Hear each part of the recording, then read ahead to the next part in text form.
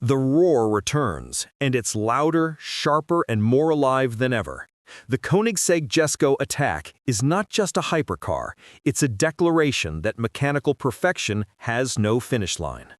Every time you think Koenigsegg has reached the summit of automotive engineering, they tear the summit down and build a new one even higher. The Jesko Attack is that new peak, an unapologetic machine born not for the streets, but for the racetrack, where the limits of human control and machine precision blur into one.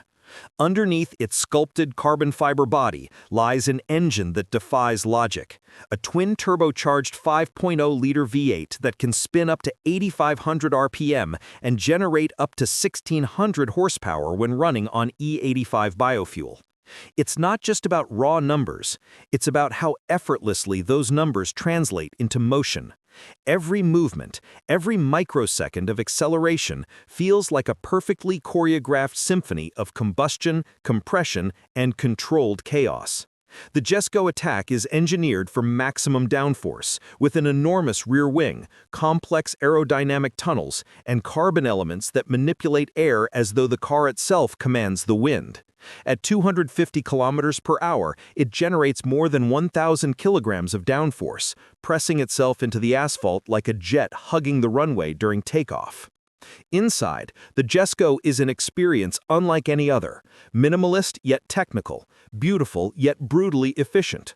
The cockpit is a masterpiece of Swedish design and purpose-driven engineering. Every button, every screen, and every carbon surface exists for a reason. The steering wheel isn't just a tool, it's a digital nerve center loaded with configurable displays and tactile feedback. The transmission system, the revolutionary light-speed transmission LST, shifts gears in virtually zero time. No dual-clutch gearbox on the planet can match it. Instead of the traditional multi-gear engagement sequence, the Jesko's LST allows instantaneous gear changes in any direction, a jump from 7th to 3rd or 5th to 8th faster than your mind can register. It's not simply faster shifting, it's a redefinition of what shifting means. The entire car communicates with you through vibration, tone, and feedback, not as a machine speaking to a human, but as a living entity sharing its pulse with yours. When you accelerate, it's not just speed you feel, it's intent. The Jesko Attack wants to move, to hunt, to dominate. On the track, the Jesko Attack is something of a paradox. It feels impossibly stable at speeds that should unsettle even the bravest drivers. The steering is delicate yet decisive. The rear wing constantly adjusts to find the perfect balance between grip and drag, while active dampers adapt within milliseconds to the road's imperfections. The sensation of control is intoxicating. Drivers who've tested it at Koenigsegg's proving grounds describe it as telepathic, as though the car anticipates inputs before they happen. The Jesko Attack isn't built to break speed records, though it very well could. It's built to dominate corners, to eat G-forces, to rewrite the physics of traction. This is the performance-focused sibling of the Jesko Absolute, which chases top-speed glory. The Attack, on the other hand, is pure race-bred madness, a weapon tuned for apexes, not highways.